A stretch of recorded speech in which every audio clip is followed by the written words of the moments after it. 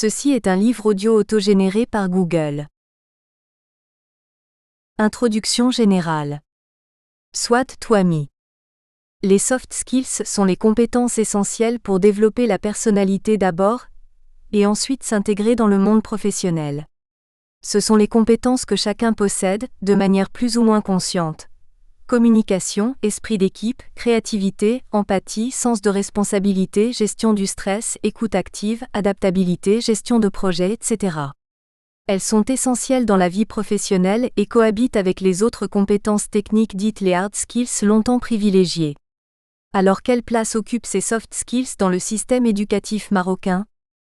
L'expérience marocaine reste faible et insuffisante dans ce domaine par rapport à d'autres pays considérés comme leaders.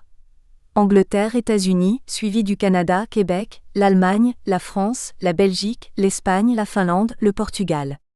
D'ailleurs, les consultations démontrent que les différentes interventions, que ce soit en initiation, en consolidation ou en intégration de ces soft skills à un stade plus évolué, concerneraient 3 niveaux d'acteurs.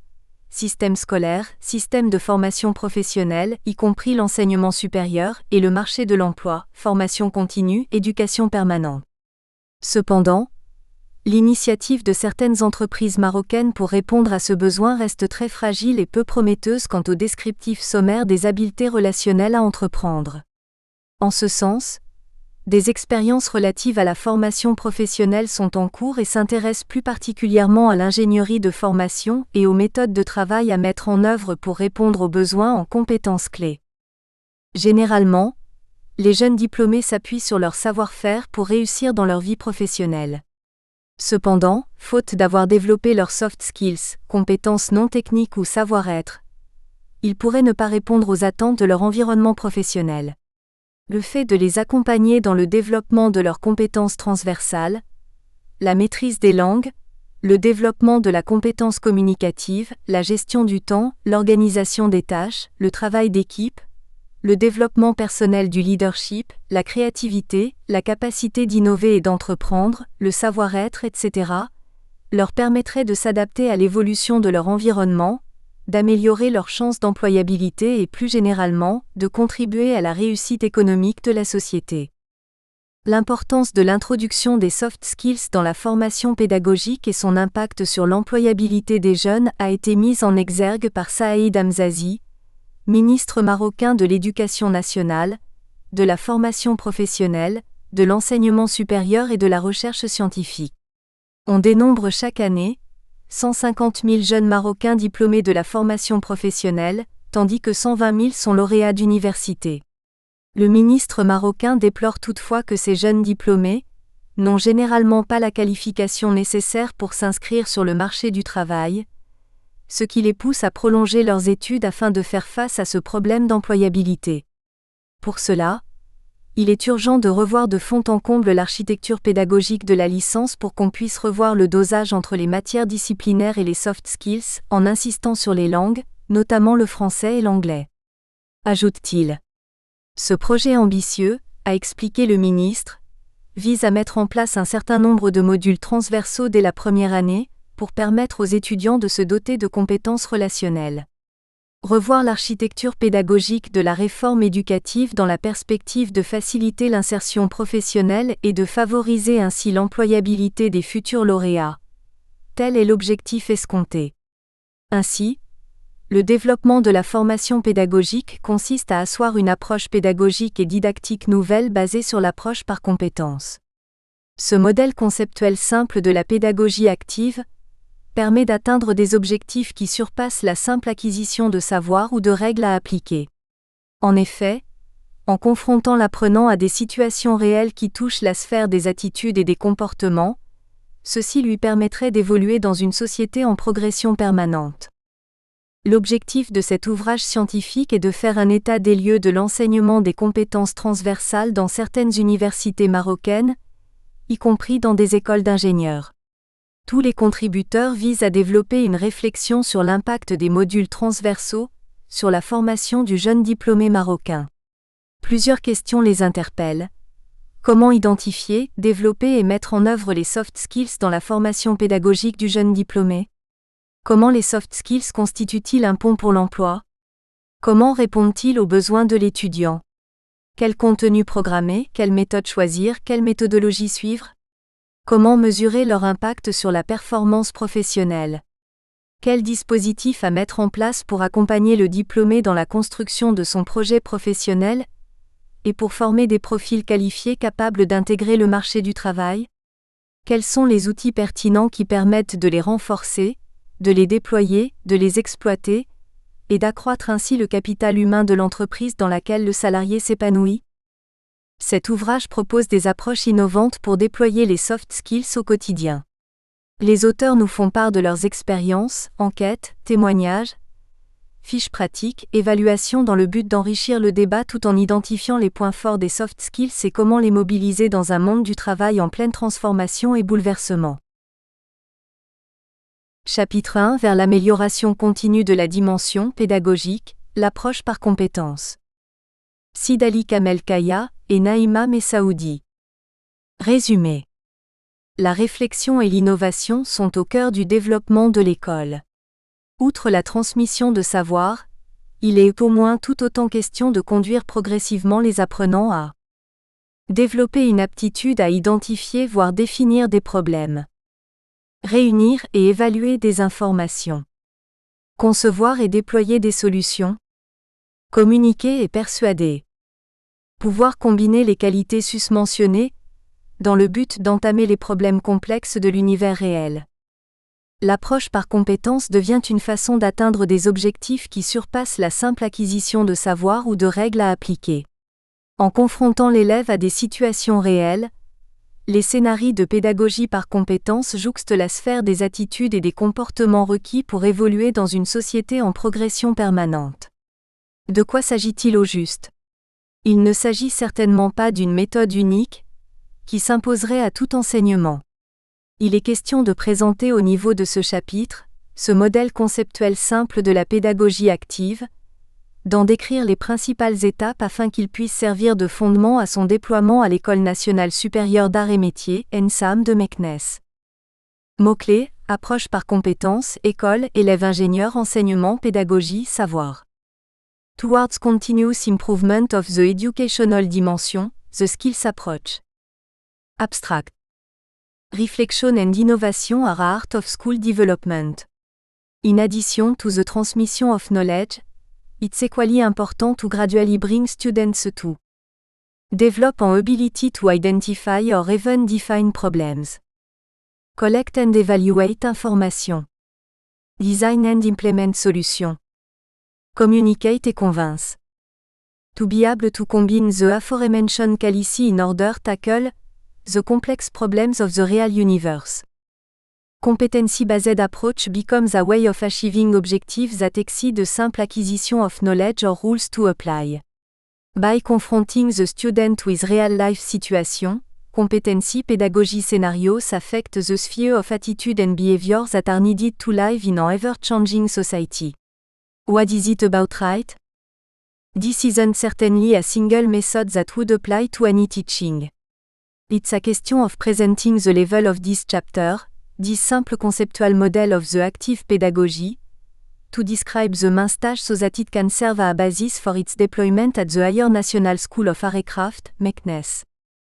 Keywords: competency-based approach, knowledge, pédagogie, student, school, teaching. Introduction. Au cours des dernières décennies, la révolution des technologies de l'information et de la communication pour l'enseignement, TIS, a entraîné des changements profonds. De partout à travers le monde, nous avons accès à la connaissance, en toute liberté, et à une vitesse qui frôle l'instantané. Cette rapidité des flux d'informations, et la liberté qui en résulte ont conduit à des développements extraordinaires.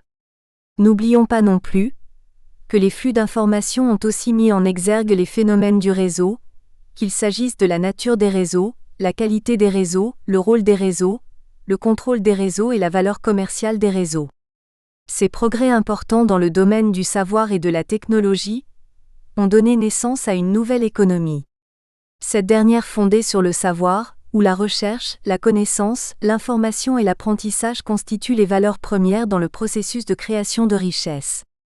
Dans le nouveau contexte, Le développement, l'acquisition et l'application du savoir sont devenus des paramètres majeurs du développement économique. Le savoir est un avantage comparatif clé et un facteur fondamental de réussite.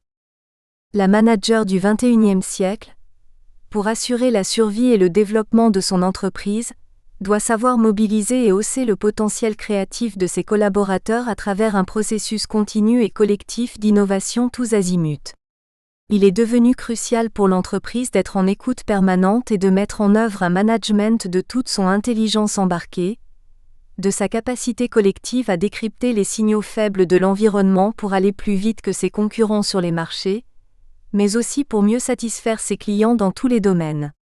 De plus, la globalisation des marchés, l'endettement massif des gouvernements, l'autoroute de l'information, l'économie du savoir, l'innovation, les nouveaux comportements, les nouvelles attentes chez les consommateurs, les citoyens, ont contribué grandement à rendre inopérantes les solutions qui hier avaient donné des résultats. La crise actuelle est structurelle et se distingue des autres puisqu'elle nécessite qu'on apporte des solutions nouvelles. Ces mutations profondes qui transforment l'environnement d'affaires des firmes doivent aussi influencer les organismes publics, parapublics et privés, l'infrastructure socio-économique du développement des entreprises en leur apportant un soutien sous forme de politiques, de programmes, de méthodes, d'outils, de biens et de services. En raison de leur mission de développement économique, ces différents intervenants et organismes tant régionaux, nationaux et qu'internationaux, doivent chercher à comprendre les tendances et les enjeux émergents afin d'adapter leur offre de services aux besoins changeants des firmes dans une économie du savoir mondialisée. Dans cette perspective, les managers ont une responsabilité de développer, d'utiliser, de perfectionner les nouvelles compétences, et par-dessus tout, de piloter avec intelligence et clairvoyance, car ce sont eux qui agiront pour mettre en place des firmes de l'économie du savoir. Dans tous les cas, l'enjeu est double. La disponibilité des personnes ayant des compétences recherchées et la valeur réelle des compétences de la personne. En effet, le pôle des compétences constitue un des pôles moteurs dans l'économie du savoir. La polysémie de la notion nous a enjoint de commencer par définir le concept et de nous focaliser sur l'approche par compétence. 1. Les dimensions plurielles de la notion de compétence. L'engouement de la notion de compétence demeure exposé au triplet interrogatif, alimentant un débat épistémologique. D'abord, il est question de connaître si la compétence est sous le contrôle du patrimoine génétique ou si elle est acquise par l'apprentissage et l'expérience. Par la suite, un autre débat concernerait les relations entre connaissance et compétence, car les défenseurs de la culture considèrent qu'accentuer le développement des compétences constituerait une menace à l'évolution et à la promotion de la culture. Néanmoins, nous pensons que culture et savoir sont fortement et positivement corrélés. Enfin, une autre controverse est centrée sur la notion de compétence dans l'univers des entreprises, Ropé et Tanguy, 1994. Comme le concept de compétence demeure une notion aux dimensions quasi incommensurables, il nous semble utile d'opérer des choix restreints et de s'appuyer sur l'analyse de la dynamique de la compétence au regard de ces concepts fédérateurs replacés dans un contexte de l'univers éducatif. Il ressort de ces dimensions plurielles de la notion de compétence un champ sémantique polysémique. Son étymologie se réfère à des domaines linguistiques et scientifiques variés. Enfin, le terme de compétence recouvre un ensemble de concepts fédérateurs que nous pouvons illustrer par la figure ci-après. Figure 1. Réseau conceptuel de la notion de compétence. Il est à remarquer de cette schématisation que le réseau conceptuel de la compétence semble représenter des dimensions quasi illimitées, signe de point d'interrogation. Ce qui dénote la question de définition opérationnelle de la compétence quant à la difficulté de la formuler. 1.1 La notion de compétence. Au regard du caractère protéiforme du concept compétence, il peut être interprété en s'appuyant sur divers cadres de référence. Cette notion est parfois assimilée à celle d'objectif, généralement liée à des comportements facilement mesurables et observables. Se trouve alors privilégié un cadre de référence behavioriste. Adopter le langage des compétences ne suffit donc pas à changer la structure des programmes qui peut demeurer foncièrement additive, séquentielle et linéaire. Il faut cependant souligner que la notion de compétence a graduellement pris une certaine autonomie dans le champ de l'enseignement et s'est peu à peu dissociée de celle d'objectif, Perrenou, 1997. En effet, ce n'est pas à partir de la notion de compétence que l'on peut inférer la conception de l'apprentissage qui lui est sous-jacente, mais bien l'inverse. C'est la conception de l'apprentissage retenu qui permet de clarifier le sens donné à cette notion. La définition retenue consiste à considérer que la compétence se caractérise par la mobilisation spontanée et pertinente de ressources, afin de répondre à une situation complexe. Autrement dit, la compétence est un savoir-agir fondé sur la mobilisation et l'utilisation efficace d'un ensemble de ressources. Legendre, 1994. Le même auteur souligne que la synonymie du terme compétence en anglais, à savoir competence, competency, skill, qualification et ability complexifie le concept compétence. Les ressources auxquelles elle recourt sont de l'ordre du savoir, savoir-faire et savoir-être. L'élève est susceptible de faire appel tant à des ressources propres qu'extérieures. La prise en considération de ces dernières, en connaître l'existence et savoir les utiliser, mais également être en mesure d'évaluer ce qui peut constituer une ressource au regard de telle ou telle compétence, joue un rôle important en contexte école et renvoie, entre autres, aux habiletés de sélection et de traitement de l'information en provenance de l'environnement. S'inspirant de la proposition de Quetelet, 1996, elle se résume sous la formule. Il ressort que la compétence est un savoir-agir qui intègre des connaissances, mais aussi d'autres ressources. Cette idée implique que les connaissances sont une composante nécessaire, mais non suffisante de la compétence. On a besoin de savoir pour être compétent dans un domaine ou une situation, mais le seul fait de posséder des connaissances ne rend pas nécessairement compétent. Cette nuance est de taille dans la mesure où les connaissances doivent pouvoir être reliées les unes aux autres de façon fonctionnelle, et combinées à d'autres ressources. Ce qui nous laisse penser qu'une connaissance n'est pas en soi une ressource puisqu'une personne peut posséder des connaissances sans néanmoins être apte de les mobiliser, autrement exprimées sans y recourir de manière idoine. Il est à souligner que selon Rougiers et Quetelet 2000, la dimension de capacité se réfère au degré de résolution d'une situation-problème, caractérisée par un ensemble d'informations essentielles et parasites mettant en jeu des acquis antérieurs et des ressources capitalisables en situation d'évaluation des paliers progressifs de l'objectif terminal d'intégration. Un point de relation entre compétences, capacité et compétences de base. Il convient au préalable d'établir des comparaisons entre les concepts de capacité et de compétence. Tableau 1. En outre, il arrive parfois que les termes habileté et compétence sont employés de manière interchangeable et présentent ainsi des significations différenciées. Nous pouvons distinguer les compétences des habiletés de la façon suivante. Le concept de compétence ne renvoie pas uniquement au savoir, connaissance et savoir-faire habileté. Il implique aussi la capacité à répondre à des exigences complexes et à pouvoir mobiliser et exploiter des ressources psychosociales, dont des savoir-faire et des attitudes, dans un contexte particulier. Ainsi, pour bien communiquer, les individus doivent posséder des connaissances linguistiques et des savoir-faire pratiques, en informatique par exemple, et être capables d'adopter les attitudes adéquates à l'égard de leurs interlocuteurs. OCDE 2003. Il convient de préciser qu'une compétence ne se restreint pas à des éléments cognitifs, impliquant le recours à la théorie, à des concepts ou à des connaissances tacites. Elle rassemble des aspects fonctionnels, entraînant des capacités techniques, de même que des qualités interpersonnelles, à l'instar des habiletés sociales et organisationnelles et des valeurs éthiques. Une compétence est de ce fait un concept plus large qui peut comprendre des habiletés, de même que des attitudes, des connaissances, etc. Il résulte que la dynamique conceptuelle de la notion de compétence revêt un caractère polysémique et multidimensionnel. Toujours est-il qu'il existe une relation interactive entre les dimensions des savoirs, des capacités et des compétences, telle que l'illustre la figure 2 ci-dessus. Figure 2. Interrelation entre savoir, capacité et compétences dans des situations complexes.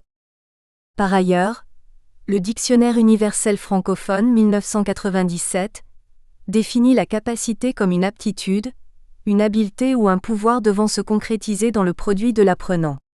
Il existe une diversité de capacités cognitives, socio-affectives, gestuelles, conceptuelles, méthodologiques, communicatives, etc. Cette variété de capacités revêt un caractère de transversalité, d'évolutivité, de transformation et de non-évaluabilité. Rougiers et de Quetel, 2000. Tableau 1. Comparaison entre les concepts de capacité et compétence. L'approche par compétence cherche à développer graduellement la possibilité par les apprenants de mobiliser un ensemble intégré de ressources intrinsèques et extrinsèques, dans le but de résoudre une situation problème appartenant à une famille de situations problèmes. Comme nous l'avons déjà souligné, de Quetel, 1996, définit la compétence telle un ensemble ordonné de capacités qui s'exercent sur des contenus dans une famille de situations problèmes proches de la vie sociale. Ces capacités peuvent être conceptuelles, méthodologiques, créatives ou alors des capacités de maîtrise, etc. Quant à la compétence de base, elle est une compétence minimale relative à un contexte et à un moment d'apprentissage, ayant un caractère visible et mesurable dans un contexte d'évaluation des acquis. De ce fait, la compétence devient une macro-variable possédant des paliers de compétences de base visés dans un processus d'apprentissage donné. Actuellement, par le prisme des champs cognitifs interpersonnels et intrapersonnels, figure 3, et en admettant que les compétences peuvent dépendre de plus d'un domaine, nous pouvons mieux comprendre que diverses compétences doivent s'associer pour encourager des pratiques d'apprentissage en profondeur. Ce cadre interactionnel exhorte également un modèle plus équilibré qui aide les élèves à acquérir les savoirs, les habiletés et les aptitudes qui les mèneront au succès dans leur vie personnelle, à être productifs sur le plan économique et à s'engager énergiquement en qualité de citoyens. Figure 3. Regroupement des compétences du XXIe siècle, National Research Council, juillet 2012. Les compétences du XXIe siècle les plus cruciales, qui offrent des avantages quantifiables dans une grande étendue de contextes, sont celles qui sont en relation avec la pensée critique, la communication, la collaboration, la créativité et l'innovation. Quant aux compétences intrapersonnelles, elles contribuent beaucoup au bien-être, au développement du caractère et au succès des apprenants. Sur le long terme, la métacognition, apprendre à apprendre, s'inscrit dans les compétences du XXIe siècle qui améliorent l'aptitude de l'apprenant à acquérir des habiletés, des connaissances et des attitudes adéquates à des domaines d'apprentissage nouveaux. 2. Les théories sous-jacentes, du constructivisme au socioconstructivisme. Avec l'avènement des TIS, nous assistons aujourd'hui à un changement de paradigme dans le domaine de l'éducation et des différentes théories appliquées. En effet, une certaine révolutionnarisation au niveau des méthodes d'apprentissage, incitant les enseignants-chercheurs à changer voire à innover au niveau de leurs méthodes d'enseignement. Certes, il n'existe pas une méthode pédagogique meilleure qu'une autre. L'idéal consiste à varier les méthodes en fonction des cibles visées, des objectifs et des contraintes auxquelles nous sommes confrontés. L'objectif ultime est que le plus grand nombre puisse se retrouver. De ce fait, nous mettons l'accent sur deux théories d'apprentissage, à savoir, le constructivisme et le socioconstructivisme. Il est à préciser que ces deux courants relèvent du champ de la psychologie, dont la démarche débute par la définition d'une théorie, et se finalise par les apports et limites de celle-ci.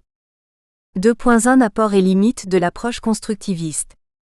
Le courant constructiviste attribue une importance capitale à la façon selon laquelle l'apprenant réagit face aux phénomènes rencontrés lors de son apprentissage. L'apprenant devient acteur de sa formation dans le sens où il construit avec l'enseignant ses savoirs par essai et erreur. Il apprend et découvre progressivement les règles, les concepts, les mécanismes et implante des stratégies de résolution de problèmes. En effet, dans une situation d'apprentissage constructiviste, l'apprenant est en interaction avec son milieu, mais également avec les représentations enregistrées au niveau de sa mémoire. L'idée pour laquelle nous pouvons affirmer que le constructivisme incite l'apprenant à penser ou à faire des réflexions.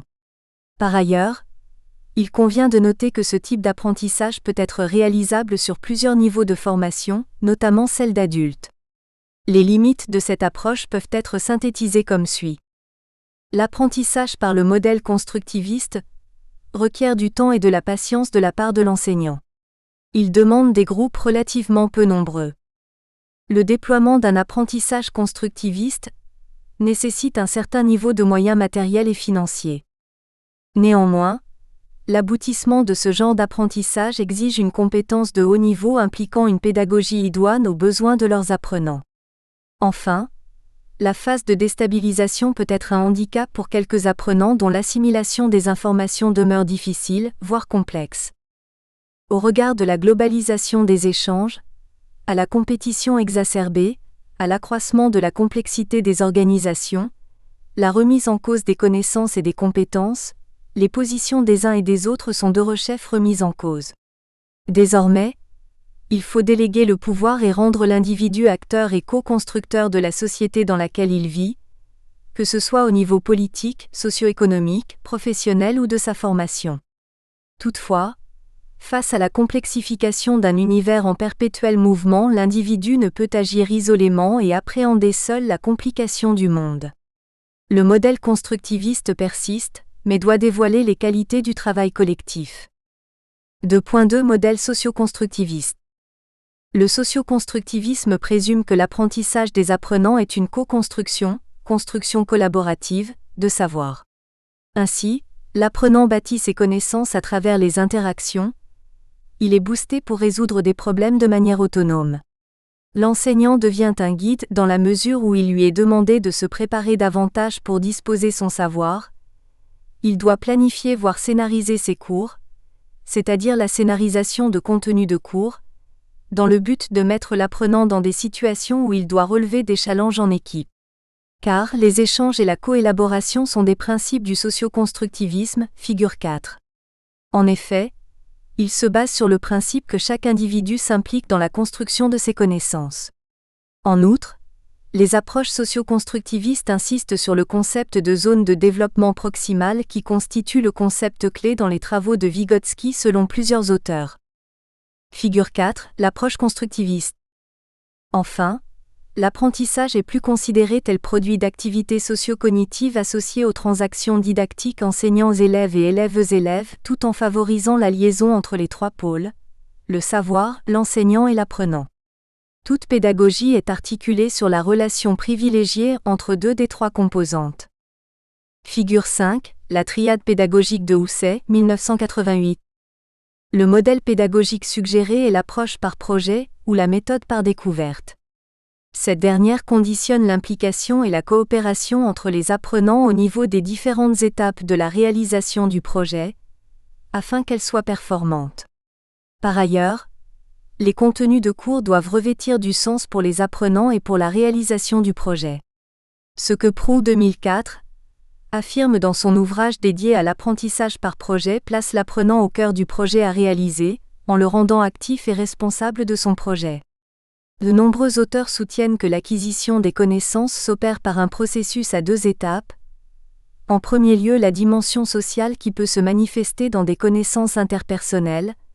Par la suite, l'individuel qui est représenté par les connaissances intrapersonnelles. Le tétraèdre pédagogique de Faerber ci-après illustre le fonctionnement de la nouvelle composante sociale. Dans la pédagogie participative du socio-constructivisme, l'enseignant a un rôle de facilitateur des apprentissages, de médiateur. C'est un guide, un éveilleur qui oriente les apprenants, mais il ne détient aucunement la solution toute faite. Il est primordial que l'enseignant fasse comprendre aux apprenants la responsabilité qui leur incombe de contribuer à l'ensemble des phases de leur apprentissage. Par contre, il est à signaler que plusieurs académiciens et praticiens tiennent à remarquer que le management des groupes et l'implantation d'une participation de tous les acteurs de l'apprentissage demeurent ardus, car le niveau des apprenants dans le même groupe est fréquemment hétérogène. Il en est de même quant au niveau d'implication des membres du groupe. Figure 6, tétraèdre pédagogique. 3. Les principales caractéristiques du modèle pédagogie par compétence. Nous pouvons mettre en exergue certaines caractéristiques de la compétence qui en révèlent la nature systémique et irréductible, à une somme d'éléments pouvant être acquis de façon séquentielle et linéaire. La compétence est globale et intégrative dans la mesure où elle intègre des connaissances, mais ne s'y réduit pas, puisqu'elle recourt à d'autres ressources qui ne sont pas nécessairement de l'ordre des connaissances. Par ailleurs, c'est le tout qui donne sens aux composantes. Ce qui signifie qu'une compétence est plus que la somme de ses éléments. Sinon, Ce serait une pure superposition des acquis qui ne répondrait aucunement à la logique systémique. On ne peut pas reconnaître les parties sans considérer ou replacer les sous-ensembles dans un contexte spécifique de leur ensemble originel, i.e. spécifique et contextualisé. C'est pourquoi Rougiers et de Quetel 2000 définissent l'activité d'intégration des savoirs à apprendre à l'instar d'une opération, méta, cognitive complexe au niveau de laquelle il existe 3 étapes capitales caractérisées par les facteurs d'interdépendance, de coordination et de polarisation. Ce qui interrelie la notion de l'approche systémique et celle de l'approche par compétence, APC. Ce qui signifie qu'un système d'apprentissage axé sur l'APC renferme, d'une part dans son ensemble, une dimension complexe, holistique et globale, et d'autre part dans son dessein un objectif terminal de maîtrise des savoirs acquis. 3.1. Les concepts fédérateurs et synergiques de l'APC. Il n'existe pas de compétences sans connaissances. Il importe toutefois de considérer ces dernières comme des ressources au service des compétences. Ce qui a essentiellement 2 incidences. D'une part, on ne devrait pas enseigner des connaissances sans se préoccuper de leur utilité, autrement exprimé des compétences dans lesquelles ces connaissances peuvent être mobilisées, puisque le sens des connaissances est étroitement relié à leur usage. D'autre part, on ne devrait pas dissocier les moments d'acquisition des moments d'application, comme c'est est très souvent le cas en contexte universitaire, puisque les connaissances à acquérir doivent apparaître comme des ressources pour surmonter un obstacle, comprendre une situation, résoudre un problème et bien d'autres. Il y a peu de chances pour que l'apprenant s'investisse dans un apprentissage, s'il n'en perçoit pas l'utilité. Ou encore, si l'utilité perçue n'est autre que de répondre aux exigences d'une évaluation, il est peu probable que les processus d'apprentissage sollicités amènent l'élève à enrichir son répertoire de ressources. Par conséquent, il est essentiel de conduire l'élève à reconnaître dans quel contexte et à quelles conditions certaines connaissances s'avèrent utiles. Cela ne peut se faire qu'en diversifiant assez les contextes d'utilisation, et en rendant explicites certaines conditions de cette utilisation. On ne peut dissocier l'acquisition de connaissances et le développement des processus de pensée. Favoriser le développement des compétences, c'est faire en sorte que la pensée soit au service de l'apprentissage et que les apprentissages concourent en retour, par les exigences qu'ils posent, au développement des processus de raisonnement. La mise en œuvre de l'approche par compétences repose sur les dimensions suivantes. 3.2. Un rapport pédagogique humain. Le modèle de la transmission, où il y aurait un émetteur actif et un récepteur passif, n'est pas utilisé pour définir la relation pédagogique. En effet, il est largement révolu le temps où l'ingénieur s'établissait pour 3 années au cours de son cycle ingénieur comme un noviciat monastique et où il n'avait de contact qu'avec les docteurs de la science. L'enseigné est considéré comme un être humain à part entière qui a sa dynamique personnelle, sa volonté propre, ses capacités, ses motivations, ses intérêts, ses qualités et ses défauts. Il est loin d'être considéré comme un élément passif, un simple récepteur. Il est le constructeur de son propre savoir puisque tout savoir est une reconstruction personnelle.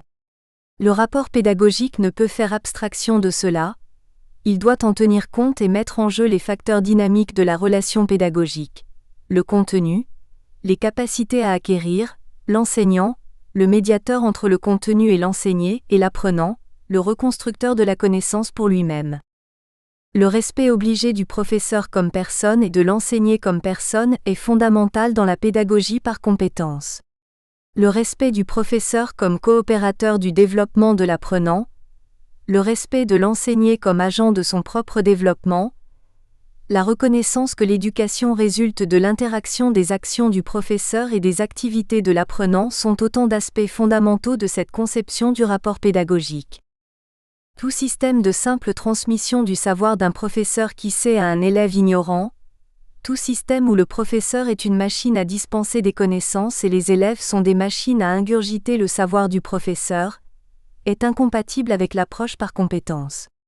Le paradigme de la transmission est ici remplacé par le paradigme de la coopération, dans la construction des capacités en vue du développement des compétences.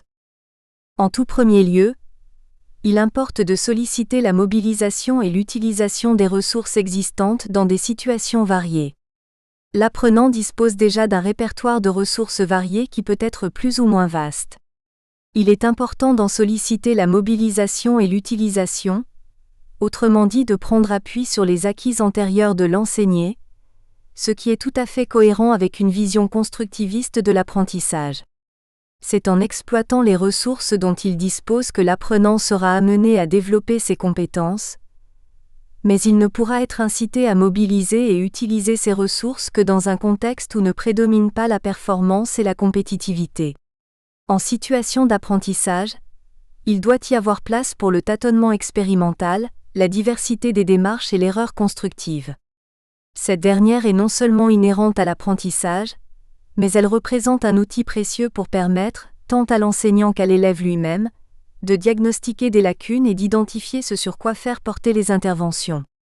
Mettre l'élève en situation de mobiliser ses ressources peut donc aider l'enseignant à poser un diagnostic sur le niveau de développement des compétences de l'élève et permettre à celui-ci de prendre conscience de ce qu'il sait, ou de ce qu'il aurait besoin de savoir par exemple pour résoudre un problème ou pour réaliser une tâche.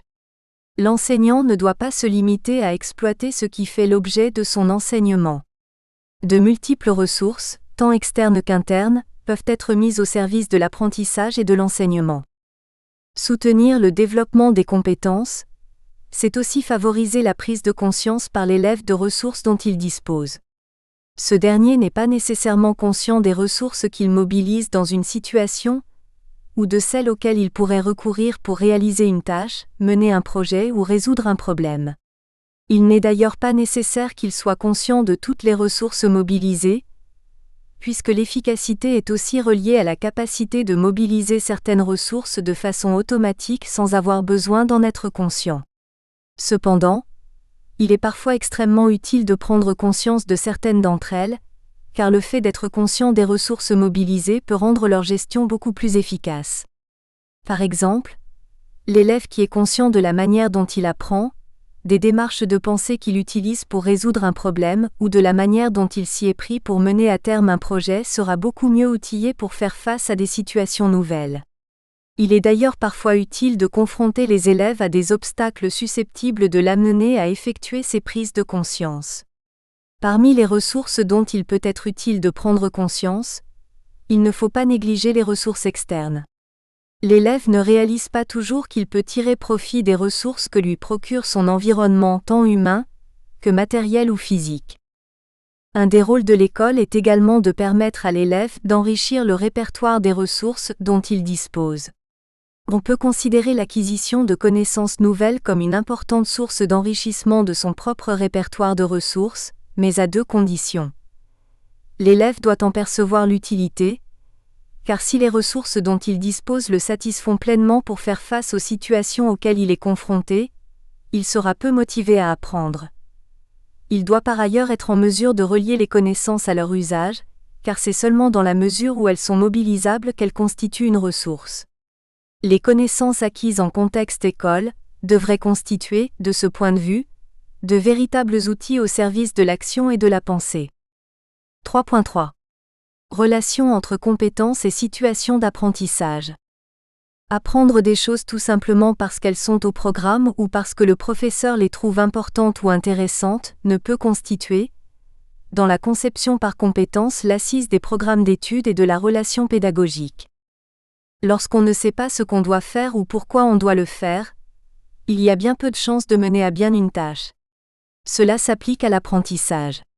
Connaître où le professeur veut nous conduire, situer les apprentissages dans le contexte du développement de compétences à acquérir, avoir une idée des performances attendues, connaître les capacités nécessaires pour améliorer ces performances, avoir une idée de l'importance et du rôle de la tâche à accomplir, pouvoir évaluer les risques de se planter, sont autant d'éléments qui permettent d'accepter de faire des choses qui en soi ne nous intéresseraient peut-être pas beaucoup, mais qui sont nécessaires pour atteindre notre but. Savoir pourquoi on nous demande de faire certaines tâches, organiser les connaissances en structures significatives, utiliser le nouveau savoir pour agir différemment, donne sens au processus relatif à l'enseignement. Cela est d'autant plus facile que les tâches exigées se situent dans un projet dont le terme est défini et raisonnable. C'est pourquoi la pédagogie du projet appuie ses programmes d'études sur une ingénierie de la formation qui fait le lien entre l'activité réelle et le programme des apprentissages. C'est pourquoi les projets qui permettent d'intégrer un ensemble d'apprentissages en leur donnant sens sont favorisés. C'est pourquoi également l'approche par compétences est privilégiée. Cette approche s'appuie sur le sens que recouvrent les apprentissages et l'exploite de différentes façons. D'abord, elle présente des situations qui font référence à des pratiques sociales voire professionnelles. Ces situations mettent l'élève en perspective devant des demandes concrètes et plausibles. La mise en situation n'est pas seulement l'occasion d'illustrer l'usage des concepts et des processus à apprendre. Fondamentalement, cette approche croit en la construction des apprentissages où les connaissances s'acquièrent en situation, et où la diversité des situations rencontrées et leur complexité exercent la mobilisation et l'intégration des connaissances. Ensuite, ces situations sont supposées engager et impliquer le sujet dans la résolution des situations, et par là, dans son cycle de formation. Enfin, cette connaissance construite en situation, par son caractère contextualisé et pragmatique, acquiert une certaine validité aux yeux des élèves, des enseignants et de la société.